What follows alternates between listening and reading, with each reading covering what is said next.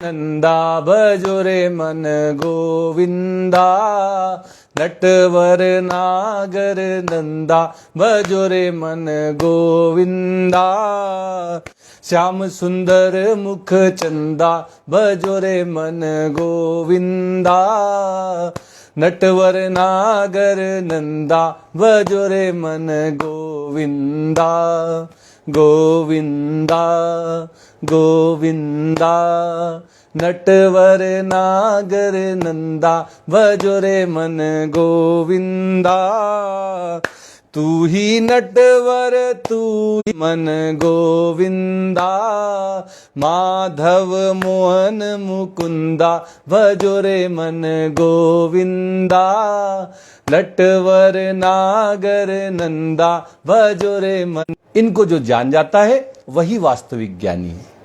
इनका भेद जानना यही वास्तविक ज्ञान है, क्योंकि इससे फिर मनुष्य कर्मों के बंधन में नहीं बंधता। वो कर्मों के बंधन से और जन्म मृत्यु के चक्र से मुक्त होकर परमपिता परमेश्वर भगवान श्री कृष्ण के साथ गोलोक धाम वृंदावन में आनंद पूर्वक रहता है। फिर भगवान ने अर्जुन से कहा कि वही परमपिता परमेश्वर जो ज्ञान है वही ज्ञेय भी हैं। ज्ञेय का अर्थ होता है जानने योग्य। ज्ञान के द्वारा हम जिस लक्ष्य तक पहुंचते हैं वह सर्वोच्च लक्ष्य भी भगवान श्री कृष्ण ही है। यह ज्ञेय तत्व जो है, जो भगवान श्री कृष्ण हैं, परमात्मा हैं, भगवान हैं, और जो समग्र सृष्टि के उत्पन्न करता, पालन करता और संहार करता भी हैं, उनको किस तरह से हम जानें, इसके लिए भगवान श्री कृष्ण ने 7 श्लोकों में अपने समग्र रूप की व्याख्या अर्जुन के सामने की। अगर इन 7 श्लोकों को हम जान लें, इनका भली भांति अपने जीवन में अनुभव करने का प्रयास करें, तो भगवान हमारी आंखों के सामने से कभी ओझल नहीं होंगे। लोग कहते हैं ना कि तुमने भगवान को देखा है, पूछते हैं कभी क्या तुमने भगवान को देखा है? अगर हम इन 7 श्लोकों की में भगवान ने जैसा अपने आप को देखना बताया है, अगर हम बिना किसी ज्ञान के केवल और केवल भक्ति भाव से इस बात को जो भगवान कह रहे हैं उसको मानते हुए केवल एक बार भगवान की बात का भरोसा करके देख लें, तो हमें आज ही इसी क्षण भगवान के दर्शन हो जाएंगे। और अगर इसका अनुभव हमें हो जाए तो नित्य प्रति हम भगवान के ही दर्शन करते रहेंगे। भगवान हमारी आंखों से कभी ओझल नहीं होंगे। तो आज ये 7 श्लोक मैं आपके सामने आपके साथ साझा कर रहा हूं। आप इन श्लोकों में भगवान जिस तरह कह रहे हैं, आज उस तरह भगवान को देखने का प्रयास करें, और फिर आप कहेंगे कि आज हमें भगवान के दर्शन हो गए, आज हमने भगवान का पहली बार दर्शन किया। ये आज के गीता प्रवचन के अंत में आप जरूर कहेंगे। भगवान ने कहा, ज्ञेयं तत् प्रवक्ष्यामि यज ज्ञात्वा अमृतम् अश्नुते, अनादिमत् परम ब्रह्म नासत नासत उच्यते। भगवान श्री कृष्ण कह रहे हैं, ज्ञेयं यत् तत् प्रवक्ष्यामि, जो ज्ञान के द्वारा जानने योग्य है, जो ज्ञान का लक्ष्य है, उस ज्ञान के लक्ष्य, उस ज्ञेय तत्व को मैं तुम्हारे सामने प्रकाशित करूंगा। वो जो है, जैसा है, वैसा ही मैं तुम्हें बताने जा रहा हूं। यज ज्ञात्वा अमृतम अश्नुते, भगवान श्री कृष्ण कहते हैं कि इसको जानकर, इस समग्र तत्व को जान लेने से तुम्हें अमृत की प्राप्ति हो जाएगी, तुम अमर हो जाओगे, अमरता को प्राप्त हो जाओगे। अनादि, भगवान कहते हैं मुझ परमपिता परमेश्वर का कोई आदि नहीं है, सब कुछ मुझसे ही निकला। मैं पहले भी था और मुझसे ही सृष्टि उत्पन्न हुई, सृष्टि का पालन पोषण भी मैं ही करता रहता हूं, और ये इसका संहार भी मैं ही करता हूं। और जब सृष्टि का संहार हो जाता है तो नष्ट होकर ये सृष्टि मुझ में ही लीन हो जाती है। सृष्टि के समाप्त होने के बाद मैं वैसा का वैसा ही रहता हूं। भगवान अनादि हैं, उनका कोई आदि नहीं है। अर्जुन ने भी विराट रूप में कोशिश की कि भगवान का आदि देख लूं, आदि नहीं देख पाए, मध्य देख लूं, मध्य नहीं देख पाए, और अंत देख लूं, अंत भी अर्जुन को नहीं मिला। इसलिए भगवान अनादि हैं। मत परम ब्रह्म, भगवान कह रहे मैं ही परम ब्रह्म हूं। ब्रह्मा को भी उत्पन्न करने वाले भगवान श्री कृष्ण ही हैं, इसीलिए वो हम सबके पितामह हैं। ब्रह्मा से सारे जीव उत्पन्न होते हैं, ब्रह्मा जी के द्वारा ही सारे जीव उत्पन्न किए जाते हैं, इसलिए ब्रह्मा हम सबके पिता हैं। और पिता को उत्पन्न करने वाले जो दादा पितामह होते हैं वो हमारे भगवान श्री कृष्ण हैं। न सत न असत उच्यते, भगवान कह रहे हैं न तो मैं सत हूं और न मैं असत हूं। आप याद करें, पहले भगवान ने कहा था सत असत च अहम अर्जुन। भगवान ने कहा अर्जुन सत भी मैं ही हूं और असत भी मैं ही हूं।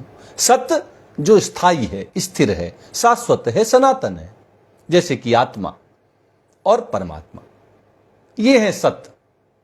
और असत क्या है? जो विनाशशील है, परिवर्तनशील है, जो हर क्षण बदलता रहता है, नष्ट होता रहता है, अंत में जिसका नाश हो जाता है, वह असत है। भगवान कह रहे हैं संसार रूप से मैं असत हूं और परमात्मा और आत्मा रूप से मैं ही सत हूं। और यहां क्या कह रहे हैं? भगवान कहते हैं न सत न असत उच्यते, क्योंकि अगर भगवान कहें सत में मैं सत हूं तो फिर असत कौन है? इसलिए कह रहे हैं मैं सत नहीं हूं। और अगर कहें मैं असत हूं तो फिर सत कौन है? द्वैत नहीं है। भगवान कह रहे हैं मैं अद्वैत हूं, दो नहीं है, एक ही है। जैसे दिन और रात देखो तो दो है, लेकिन अगर हम प्रकाश के अंतर को ना देखें, कमरे के अंदर बंद रहे, तो दिन रात में कोई अंतर नहीं है। आपके कमरे में CFL जल रही है, ट्यूबलाइट जल रही है, आप क्या समझ पाएंगे कि बाहर दिन है कि रात है? आप स्वयं इसका अनुभव कर सकते हैं। पहले दिन तो आपको पता है कि अभी दिन चल रहा है, आप 7 दिन के लिए अपने कमरे में बंद हो जाइए और इसका स्वयं अनुभव कर लीजिए कि अगर आपके कमरे में परमानेंट अंधेरा है तो आपको नहीं पता चलेगा कि दिन कब हुआ, और अगर परमानेंट उजाला है तो आप नहीं समझ पाएंगे कि अभी दिन चल रहा है कि रात चल रही। भगवान कह रहे हैं मैं ना सत हूं ना असत हूं, क्योंकि अगर मैं सत कहूं तो असत दूसरा, और अगर मैं कहूं असत तो सत दूसरा। तो भगवान सत भी हैं, असत भी हैं, और इनसे परे भी जो है, जो इंद्रियों के विषय नहीं है, मन बुद्धि से हम जिनको जान नहीं सकते, वो भी भगवान ही है। तो भगवान कह रहे हैं जब मैं सब कुछ हूं, वासुदेवः सर्वम, तो मैं सत क्यों कहूं, असत क्यों कहूं? मैं कुछ नहीं कह सकता कि मैं ये हूं, क्योंकि अगर मैं कहूं ये हूं तो वो कौन है? और मैं ही सब कुछ हूं तो फिर अलग अलग कैसे हुए? तो द्वैत भगवान में नहीं है, ये द्वैत हमारे द्वारा बनाया हुआ है, केवल हमारी मान्यता के कारण द्वैत है तो अद्वैत ही। सब कुछ भगवान श्री कृष्ण ही है, वही अलग अलग रूपों में, अलग अलग जगह में, अलग अलग समय में अपने लीलाओं को हमें करते हुए दिखाई देते हैं। सब कुछ भगवान श्री कृष्ण ही है। तो इस तरह इस 12वें श्लोक में भगवान ने बताया कि अगर तुम मुझे देखना चाहते हो तो देखो कि मैं अनादि हूं, मेरा कोई आदि नहीं है, कोई प्रारंभ नहीं, कोई मध्य नहीं, कोई अंत नहीं। अगर तुम मुझे देखना चाहते हो तो देखो मैं पर ब्रह्म, ब्रह्मा का भी उत्पत्ति करता, ब्रह्मा का भी पिता हूं। और अगर तुम मुझे देखना चाहते हो तो देखो कि ना मैं सत हूं ना असत हूं, सब कुछ मैं ही हूं। इस तरह भगवान के निर्गुण निराकार रूप की हम कल्पना कर सकते हैं कि भगवान ही सब कुछ हैं, भगवान के अतिरिक्त और किसी की कोई सत्ता नहीं। अब अगले श्लोक में भगवान सगुण निराकार रूप में अपना वर्णन कर रहे हैं कि अगर तुम मेरे सगुण निराकार रूप को देखने जाओगे तो कैसे देखोगे, प्रतिक्षण मेरे दर्शन कैसे होंगे तुम्हें? भगवान कहते हैं सर्वतः पाणिपादम तत् सर्वतोक्षि शिरोमुखम सर्वतः श्रुतिमल्लोके सर्वमावृत्य तिष्ठति। भगवान कह रहे हैं सर्वतः पाणिपादम, सब जगह मेरे ही पैर हैं, सब जगह मेरे ही हाथ हैं। अच्छा, अगर सब जगह भगवान के हाथ ना होते, सब जगह भगवान के पैर ना होते, तो हम तो सब मंदिरों में जाते हैं, सब जगह भगवान के दर्शन करते हैं, कैसे संभव थे? जहां चाहो भगवान के पैर छू लो, जहां चाहो भगवान के हाथ दबा लो, सब जगह भगवान के हाथ हैं, सब जगह भगवान के पैर हैं। बस तुम एक भाव बना लो कि जो मैं दबा रहा हूं वो भगवान का हाथ है, वो भगवान के पैर हैं। जब मैं चरण स्पर्श करने जाऊं तो जो भी छूऊंगा वो भगवान के ही चरण होंगे। इस भाव से आप हमेशा भगवान के हाथों को छू सकेंगे, भगवान के पैरों को छू सकेंगे। तत्सर्वतोक्षि शिरोमुखम, सब जगह भगवान की आंखें हैं, सब जगह भगवान का सिर है और सब जगह भगवान का मुख है। आप जहां भगवान को रिझाना चाहते हैं वहां आप देखें उनके नेत्र हैं। आप चाहे उसमें काजल लगा दें और चाहे तो आप उन नेत्रों का दर्शन कर लें, उन नेत्रों के सामने आ जाएं ताकि आप पर भगवत दृष्टि हो जाए, भगवान की दृष्टि आप पर पड़ जाए। आप जहां चाहें ये भाव बना सकते हैं कि आज मैं भगवान की नेत्रों के सामने हूं, भगवान मुझे देख रहे हैं। इस भाव से हमेशा आप भगवान के नेत्रों के सामने हो जाएंगे। और अगर आप भगवान के मस्तक पर तिलक लगाना चाहते हैं, अक्षत लगाना चाहते हैं, तो आप जहां चाहें वहां लगा सकते हैं, क्योंकि भगवान कह रहे सर्वत्र मेरे ही सिर हैं, तुम जहां चाहो मेरी अर्चना कर सकते हो। और मुखम, अगर आप भगवान को कुछ खिलाना चाहते हैं तो जहां आप खिलाना चाहें वहीं भगवान का मुख है। आप जिस मुख में कुछ खिला रहे हैं वहां भगवान का ही मुख है। इस भाव से जिसको भी आप जो कुछ खिलाएंगे वो भगवान के ही मुख में जाएगा। सर्वत्र भगवान के ही मुख हैं, सारे मुख भगवान के हैं। इस भाव से जिस मुख में आप जो कुछ डाल दें वो भगवान के ही मुख में जा रहा है। सर्वतः श्रुतिमल लोके, इस संसार में सब जगह भगवान के कान हैं। आप जहां बैठकर भगवान के गुण गाएंगे, भगवान की लीलाएं कहेंगे, भगवान के नामों का संकीर्तन करेंगे, जप करेंगे, वो भगवान के कानों में पड़ेगा, वो भगवान सुनते हैं। इसलिए जब भी आप भगवान का नाम लें तो ये जरूर मानिएगा कि भगवान के कान वही हैं। आपके भजन सुनने के लिए भगवान के कान सर्वत्र उपस्थित हैं। सर्वम आवृत्य तिष्ठति, और भगवान कह रहे हैं कि मैं सबको व्याप्त करके स्थित हूं। 10वें अध्याय में भगवान ने अर्जुन से कहा था कि ये संपूर्ण संसार, सारा का सारा जगत, अखिल ब्रह्मांड, समग्र सृष्टि भगवान के किसी एक अंश में व्याप्त है। ऐसा विराट विश्व रूप है भगवान का कि सारी सृष्टि भगवान के शरीर के अंश मात्र में व्याप्त है। तो आप समझ लीजिए सारे संसार को व्याप्त करके भगवान स्थित है। और इसलिए हम सब हमेशा भगवान के ही भगवान हमें हमेशा अपने आवरण में आवृत्त करके रखते हैं। हम भगवान में ही हमेशा स्थित रहते हैं। हमारे चारों तरफ भगवान ही भगवान सदा रहते हैं। अर्जुन ने भी विश्व रूप में यही देखा था कि सारी सृष्टियां उसको उसी विश्व रूप में, सारा वर्तमान, भूतकाल और भविष्य सब एक साथ दिखाई दे रहा था। तो वही बात भगवान यहां पे भी कह रहे हैं कि मैं सबको व्याप्त करके स्थित हूं, तुम सब मुझ में ही स्थित हो। तो ये भगवान को देखने का एक और नजरिया भगवान ने बताया कि तुम चाहे जहां देखो वही मेरे हाथ हैं, वही मेरे पैर हैं, वही मेरा मुख है, वही मेरा सिर है, वही मेरे नेत्र हैं और वही मेरे कान हैं। मैं तो संपूर्ण विश्व को, सारे जगत को व्याप्त करके स्थित हूं। इसी बात को संतों ने कहा है, चहु दिशि आरती चहु दिशि पूजा, चहु दिशि आरती चहु दिशि पूजा, चहु दिशि श्याम ना और कोई दूजा, चहु दिशि श्याम और नाही दूजा। सब जगह भगवान ही है और दूसरा कोई नहीं है। अब भगवान अपने आप को देखने का और भी भाव हमारे सामने प्रस्तुत कर रहे हैं, जिससे हम भगवान की विलक्षणता, सर्वव्यापकता और सर्वसमर्थता हमेशा अनुभव कर सकते हैं। कभी भगवान हमारी आंखों के सामने से ओझल नहीं होंगे अगर इस तरह हम भगवान का दर्शन करना प्रारंभ करें। सर्वेंद्री गुणाभासम सर्वेंद्री विवर्जितम असक्तम सर्वभृच्चैव निर्गुणम गुण भोक्तृ च। भगवान ने कहा कि मैं सत भी नहीं हूं, मैं असत भी नहीं हूं।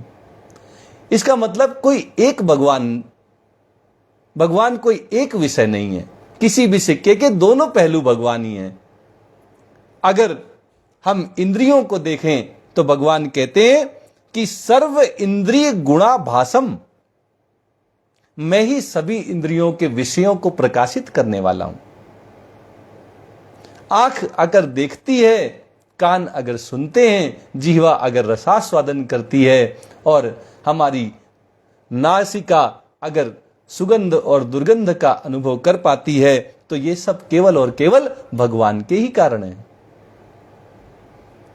इन सबके पीछे की जो सत्ता है, आधार है, आश्रय है, वो भगवान ही है। उन्हीं से शक्ति प्राप्त करके हमारी इंद्रियां अपने अपने विषयों का सेवन करती हैं, भोग करती हैं। तो भगवान कह रहे हैं सारे इंद्रिय विषय हैं, शब्द, स्पर्श, रूप, रस, गंध, इन सब को प्रकाशित करने वाला मैं ही हूं। और सर्व इंद्रिय विवर्जितम, और मैं सभी इंद्रियों से रहित हूं। तो ये दो पहलू हो गए, एक ही सिक्के के दो पहलू। भगवान कह रहे हैं मैं इंद्रियों से तो रहित हूं, लेकिन सभी इंद्रियों के जो विषय हैं उनको प्रकाशित करने वाला मैं ही हूं। भगवान की इंद्रियां नहीं है, वो अतीन्द्रिय हैं, इंद्रियों से परे हैं। लेकिन नाक ना होते हुए भी वो सुगंध और दुर्गंध सबको उत्पन्न करने वाले भी हैं और सबका सुगंध और दुर्गंध का अनुभव करने वाले भी हैं। आंखें ना होते हुए भी भगवान हम सबको देख रहे हैं और हमें जिस समय जिस चीज की आवश्यकता होती है वो भगवान हम तक पहुंचा रहे हैं। उनके हमारे जैसे ज्ञानेंद्रियां नहीं हैं, कर्मेंद्रियां नहीं हैं, इसके बावजूद वो जहां चाहें जो बुलाता है उसके पास दौड़े चले आते हैं। पैर नहीं है लेकिन फिर भी दौड़े चले आते हैं। कोई अगर भगवान का दर्शन करना चाहता है तो उनका यद्यपि कोई शरीर नहीं है, फिर भी वो शरीर धारण करके उसको दर्शन दे देते हैं। जाकी रही भावना जैसी प्रभु मूर्ति देखी तिन तैसी। बस भावना की आवश्यकता है। अगर हम भावना करें तो जहां चाहे वहां भगवान के नेत्र हैं, भगवान का मुख है, भगवान के सिर हैं, भगवान के नेत्र हैं और भगवान के कान हैं। और वो भगवान बिना इंद्रियों के होते हुए भी इंद्रियों के सारे कार्य कर लेते हैं। क्योंकि जब वो अवतार लेते हैं तो प्रकृति को अपने वश में करके अवतार लेते हैं और हम सब प्रकृति के वशीभूत होकर अवतार जन्म लेते हैं। हमारा जन्म प्रकृति के वशीभूत होकर होता है। हमारे कर्मों के द्वारा जो गुण हमारे अंदर प्रबल थे, उन प्रकृति के गुणों के अधीन होकर हम जन्म लेते हैं।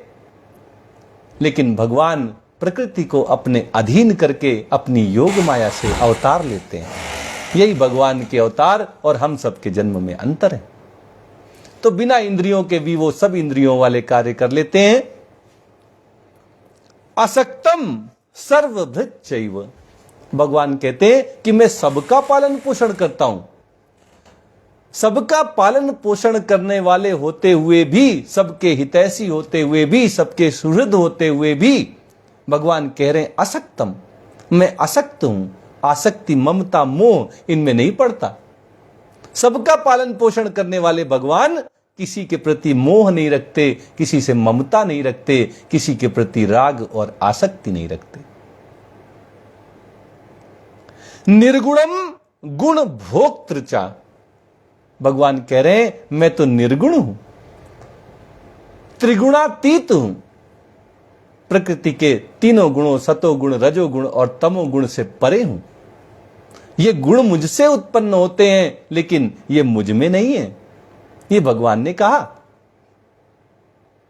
ये गुण मुझसे उत्पन्न होते हैं, मैं कृष्ण ही इन गुणों को उत्पन्न करने वाला हूं, लेकिन ये मुझ में नहीं है और मैं गुणों में भी नहीं हूं। क्योंकि अगर गुणों में भगवान होते तो भगवान की जैसी गुणों की भी सत्ता होती, वो भी शाश्वत होते, सनातन होते, लेकिन ऐसा नहीं है। तो भगवान त्रिगुणातीत है, निर्गुण है, लेकिन गुण भोक्तृ च, वो सभी गुणों के भोक्ता हैं। सभी गुणों के द्वारा जो भी कर्म किए जा रहे हैं, उन कर्मों के फल स्वरूप जो भी फल प्राप्त हो रहे हैं, वो जैसे यज्ञ करने का फल भगवान को मिलता है, ऐसे ही हमारे कर्मों के द्वारा सारे के सारे फल भगवान ही उसके भोक्ता हैं। हम तो बस खाली अपने आप को भोक्ता समझकर इस प्रकृति के वश में होकर और बार बार जन्मते मरते रहते हैं। वास्तविक भोक्ता तो भगवान श्री कृष्ण है। हम तो बस उनकी कठपुतलियां हैं, जैसे चाहते हैं वो नचाते रहते हैं।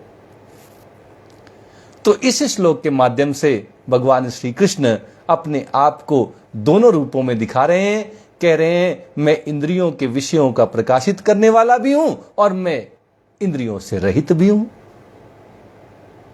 मैं आसक्त भी हूं, आसक्ति रहित हूं, और मैं ही सबका पालन पोषण करने वाला भी हूं। मैं ही निर्गुण हूं और मैं ही गुणों का भोक्ता हूं। इस तरह भगवान कह रहे हैं कि सब कुछ मैं ही हूं। जो कुछ तुम देखो उसे मेरा ही स्वरूप मान लेना, तो मैं कभी तुम्हारी आंखों के सामने से ओझल नहीं होऊंगा, हमेशा तुम्हें मेरे दर्शन होते रहेंगे। जो कुछ भी देखना, जो कुछ भी सुनना, जो कुछ भी अनुभव करना, वो सब परमपिता परमेश्वर की लीला समझना। कभी भगवान ओझल नहीं होंगे तुम्हारी आंखों के सामने से।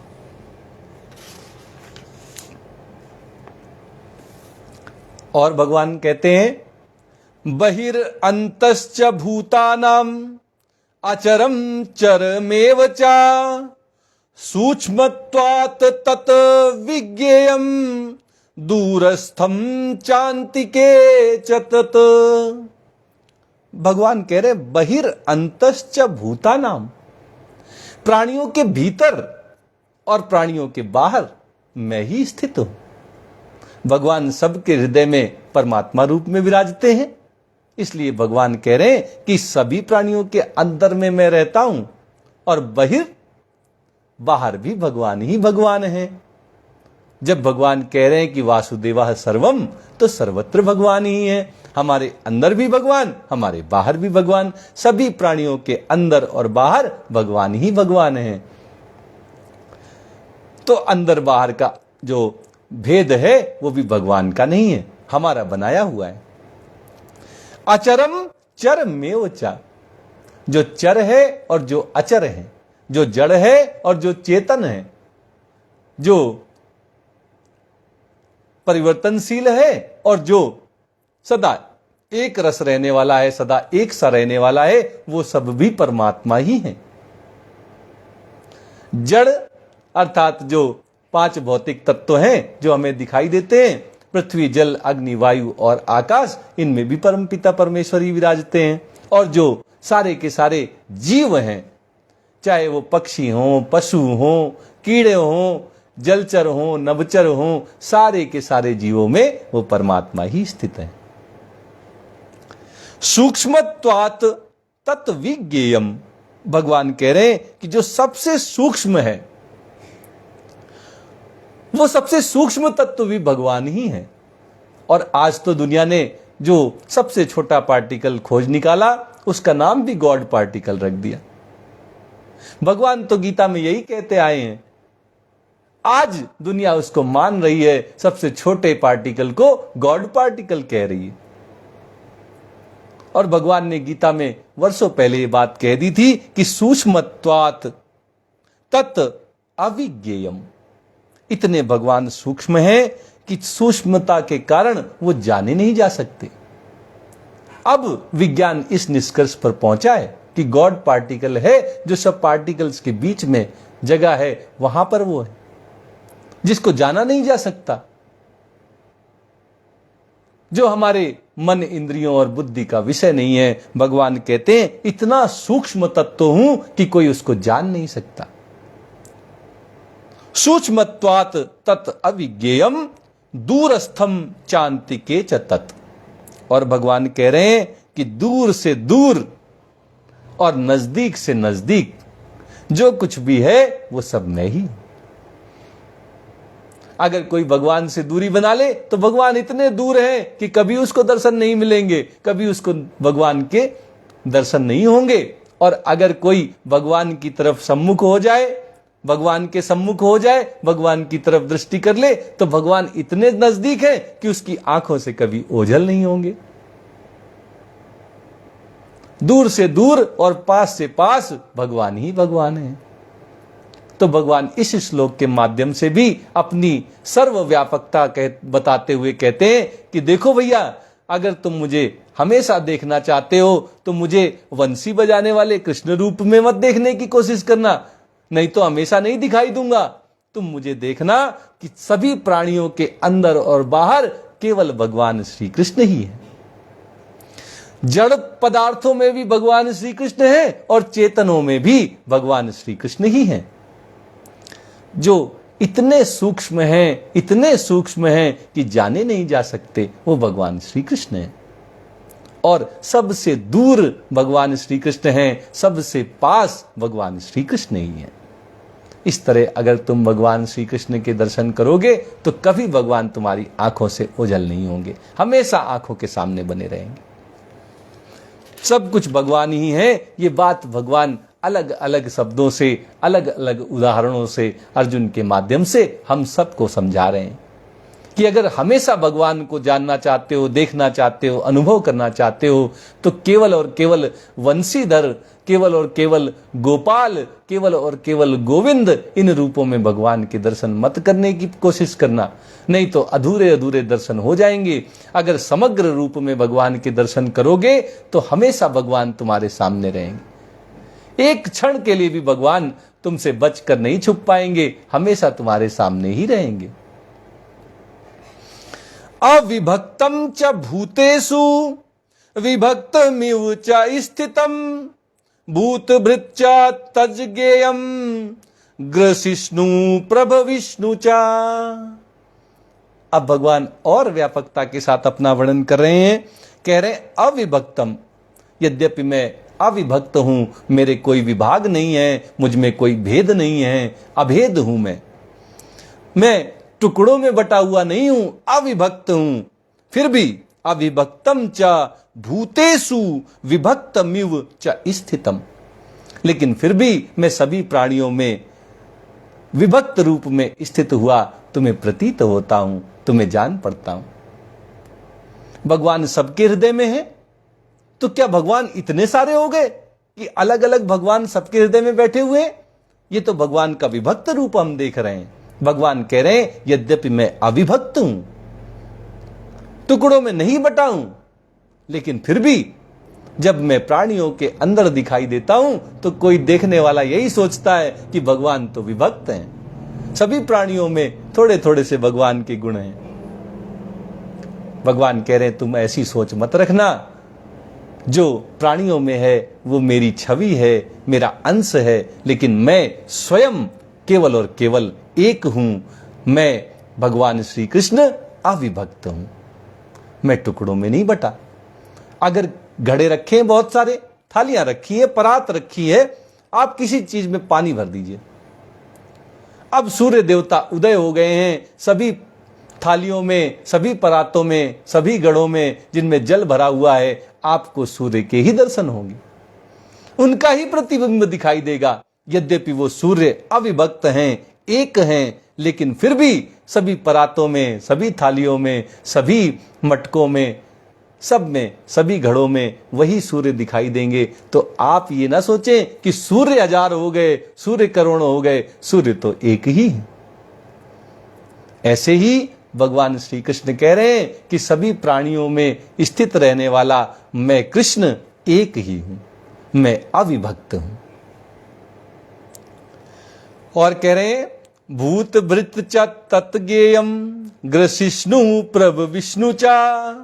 भगवान कह रहे हैं कि जो जानने योग्य, जिनको ज्ञेय कहकर भगवान संबोधित कर रहे हैं कि ज्ञान का लक्ष्य मैं श्री कृष्ण हूं, वो भगवान श्री कृष्ण भूत भृत सभी प्राणियों का पालन पोषण करने वाले, केवल पालन पोषण करने वाले नहीं हैं, प्रभु विष्णु, वही सभी प्राणियों को उत्पन्न करने वाले प्रभु विष्णु हैं, सबके उत्पत्ति करता विष्णु, सबको उत्पन्न करने वाले भगवान श्री कृष्ण ही हैं। भूतभृत सबका पालन पोषण करने वाले भगवान श्री कृष्ण ही हैं। और ग्रसिष्णु सबको अपना ग्रास बना लेते हैं, सबका संहार करने वाले भी हमारे भगवान श्री कृष्ण ही हैं। तो उत्पन्न करने वाले भगवान, पालन करने वाले भगवान और संहार करने वाले भगवान, ये ब्रह्मा विष्णु महेश, ये सब भगवान श्री कृष्ण ही हैं। इस तरह अगर हम भगवान के दर्शन करें तो कभी भगवान हमारी आंखों से नहीं छुप पाएंगे, हमेशा हमारी नजरों के सामने रहेंगे। कैसे हमको दर्शन करने हैं कि भगवान जो सभी प्राणियों के हृदय में है वो उनके टुकड़े नहीं हैं, वो भगवान तो एक ही हैं, अविभक्तम, और भगवान ही सबको उत्पन्न करते हैं, इसलिए वो प्रभु विष्णु कहलाते हैं। वही सबका पालन पोषण करते हैं, इसलिए भगवान ने कहा भूतभृत, और भगवान ही सबका संहार करते हैं, इसलिए ग्रसिष्णु भी भगवान श्री कृष्ण ही हैं। इस श्लोक में भी यही निष्कर्ष निकलता है कि सब कुछ भगवान श्री कृष्ण ही है, उनके अतिरिक्त और किसी की कोई सत्ता नहीं। जो कुछ भी देखने में आए, जो कुछ भी सुनने में आए, जिसका भी अनुभव हो, अनुभूति हो, वो सब भगवान श्री कृष्ण ही है। इस तरह अगर हम देखेंगे तो कभी भगवान छुप नहीं पाएंगे, हमेशा हमारी आंखों के सामने रहेंगे।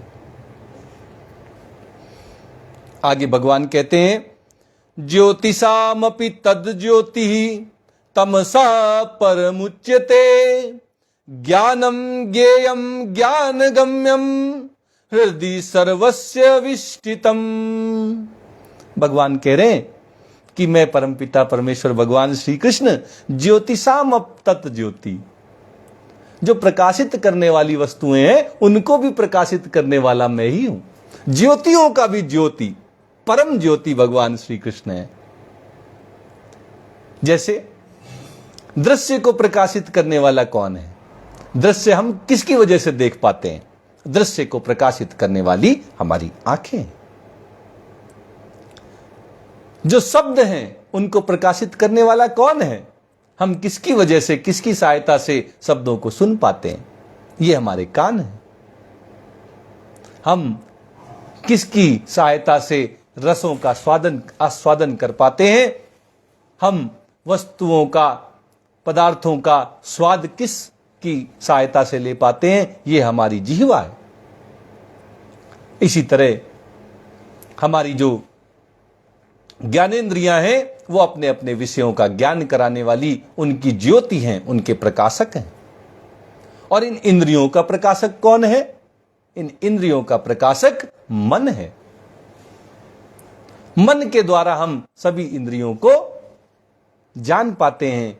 और मन का प्रकाशक कौन है? मन का प्रकाशक हमारी बुद्धि है। बुद्धि के द्वारा हम अपने मन को भी देख पाते हैं, उसका भी अनुभव कर पाते हैं। और इस बुद्धि के प्रकाशक कौन है? इस बुद्धि को ज्योति देने वाले हम स्वयं, इस शरीर में रहने वाले शरीरी, हम आत्मा, हम जीव, इस बुद्धि के भी प्रकाशक हैं।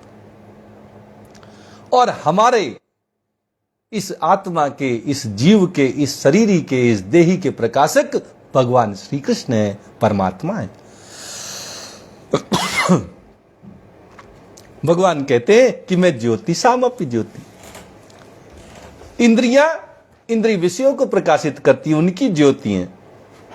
इंद्रियों की ज्योति मन, और मन की ज्योति बुद्धि है, और बुद्धि की ज्योति आत्मा, और आत्मा की भी ज्योति परमात्मा हैं, भगवान श्री कृष्ण हैं, इसलिए वो सभी ज्योतियों की, सभी प्रकाश करने वालों को प्रकाश करने वाले हैं। वे सबको ज्योति देने वाले हैं, सबका प्रकाश, सबको प्रकाश करने वाले, सबके प्रकाशक हैं।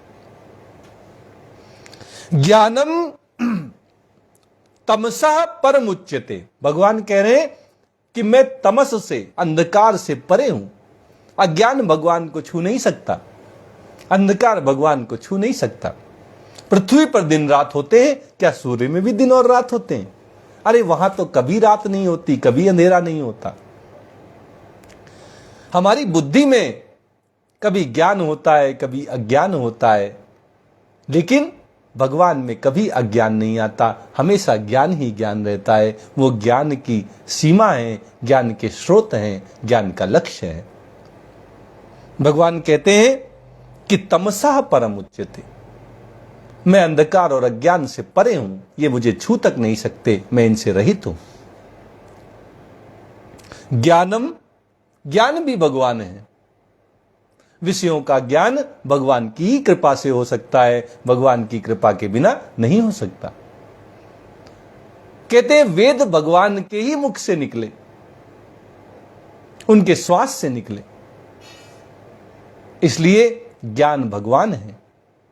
ज्ञेयम, ज्ञान का जो लक्ष्य है वो भी भगवान है। इसीलिए ज्ञेय की ये भगवान परिभाषा हम सबके सामने विस्तार से 7 श्लोकों में कह रहे हैं कि ज्ञान का लक्ष्य, ज्ञान के द्वारा जानने योग्य मैं भगवान श्री कृष्ण ही हूं। ज्ञान गम्यम, ज्ञान के द्वारा जिस मंजिल तक हम पहुंचेंगे वह परम धाम भगवान श्री कृष्ण ही है। तो इस तरह ज्ञान का जो स्वरूप है वो भी भगवान है, ज्ञान के द्वारा जो जानने योग्य है वो भी भगवान है, और ज्ञान से जो प्राप्त होंगे वो भी भगवान श्री कृष्ण ही है। हृदय सर्वस्य विष्ठितम, भगवान कह रहे हैं मैं ही सबके हृदय में स्थित हूं, सबके हृदय में स्थित परमात्मा मेरा ही स्वरूप है, वो मैं भगवान श्री कृष्ण ही हूं। तो इस श्लोक में भी भगवान यही कह रहे हैं कि सब कुछ भगवान श्री कृष्ण है। जितनी प्रकाशक वस्तुएं हैं उन सब के प्रकाशक, आत्मा के भी प्रकाशक भगवान श्री कृष्ण हैं। वे अंधकार और अज्ञान से परे, उससे रहित हैं। ज्ञान भी भगवान हैं, ज्ञान के द्वारा जो प्राप्त किए जाते हैं, जाने जाते हैं, वो भी भगवान ही हैं। ज्ञान के द्वारा जानने योग्य भगवान और ज्ञान के द्वारा प्राप्त होने वाले भी भगवान, और सभी प्राणियों के हृदय में स्थित परमात्मा भी भगवान श्री कृष्ण ही है। इस तरह सब कुछ भगवान श्री कृष्ण है। सबको भगवान के ही रूप में देखेंगे तो भगवान छुप नहीं पाएंगे, हमेशा हमारी आंखों के सामने रहेंगे। इस तरह भगवान ने विस्तार से अपने आप को जानने का, हमेशा हम कैसे भगवान को देख सकें, ये नजरिया, ये भाव हमारे सामने अर्जुन के माध्यम से रखा है।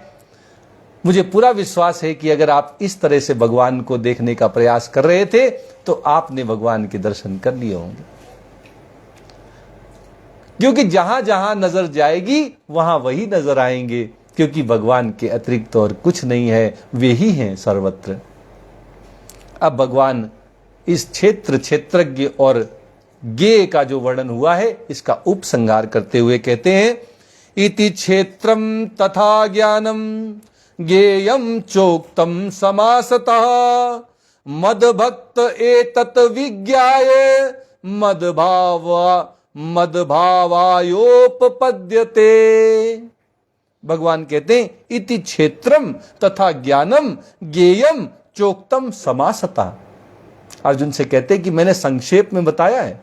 17 अध्याय में भगवान ने 17 श्लोकों में भगवान ने क्षेत्र क्या है, 24 तत्व और उसमें विकार क्या है, फिर उसके बाद क्षेत्र को जानने वाला कौन है, क्षेत्रज्ञ कौन है, वो जीव कौन है, उसका क्या प्रभाव है, वो कैसा है, ये सब बताया। और इसका जो ज्ञान है, क्षेत्र और क्षेत्रज्ञ की भिन्नता, इसको भी बताया, जिसको ज्ञान भाव से कहा।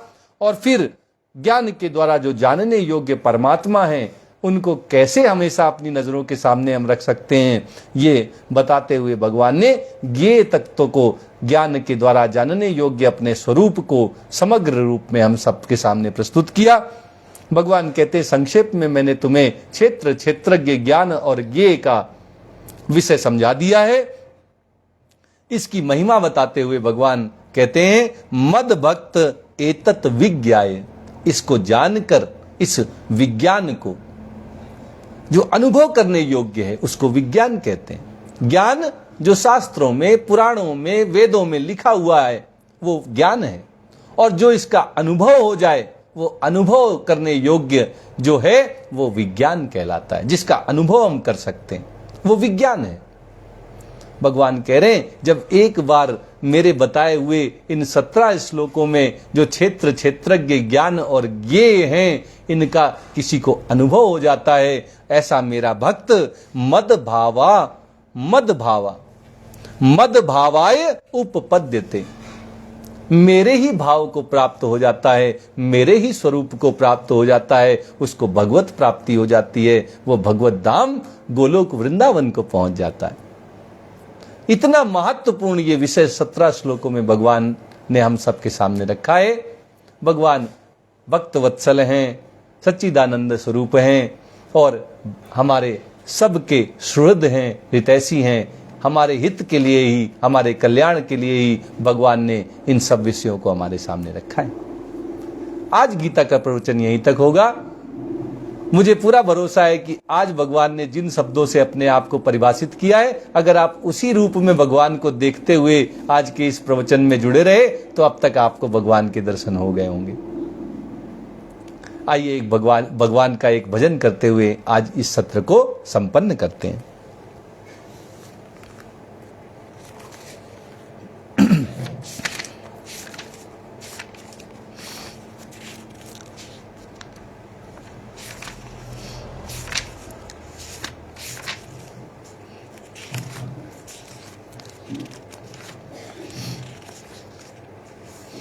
मेरे मन मंदिर में आन पधारो, मेरे राधे श्याम, मेरे मन मंदिर में आन पधारो, मेरे राधे श्याम, मेरे मन मंदिर में आन विराजो, वासुदेव श्री श्याम, मेरे मन मंदिर में आन विराजो, वासुदेव श्री श्याम,